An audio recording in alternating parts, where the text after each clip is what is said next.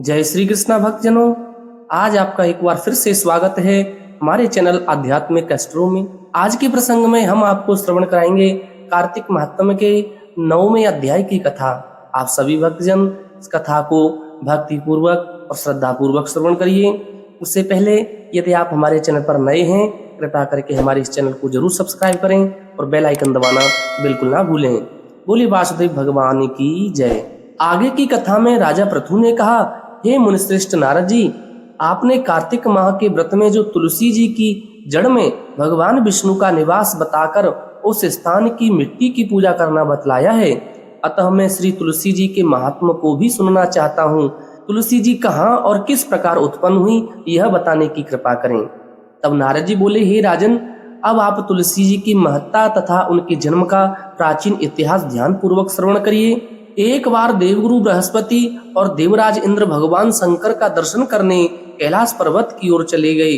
तब भगवान शंकर ने अपने भक्तों की परीक्षा लेने के लिए जटाधारी दिगंबर का रूप धारण करके उन दोनों के मार्ग में अवरोध उत्पन्न कर दिया।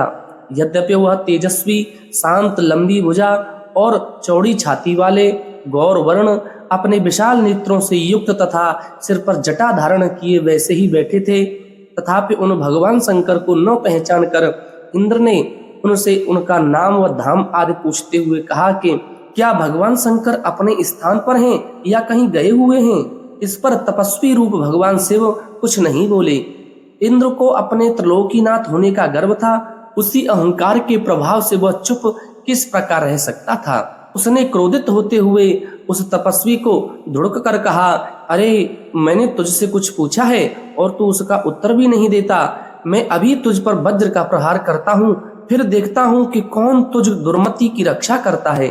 इस प्रकार कहकर जैसे ही इंद्र ने उस जटाधारी दिगंबर को मारने के लिए हाथ में वज्र लिया, वैसे ही भगवान शिव ने वज्र सहित इंद्र का हाथ स्तंभित कर दिया और विकराल नेत्र कर उसे देखा। उस समय ऐसा प्रतीत हो रहा था कि वह दिगंबर प्रज्वलित हो उठा है और वह अपने तेज से जला देगा।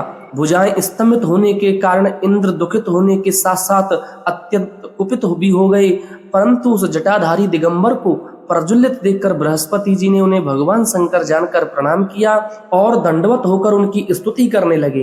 बृहस्पति भगवान शंकर से कहने लगे, हे दीनानाथ, हे महादेव, आप अपने क्रोध को शांत कर लीजिए और इंद्र के इस अपराध को क्षमा कीजिए। बृहस्पति जी के यह वचन सुनकर भगवान शंकर ने गंभीर वाणी में कहा, मैं अपने नेत्रों से निकाले हुए क्रोध को किस प्रकार रोकूं।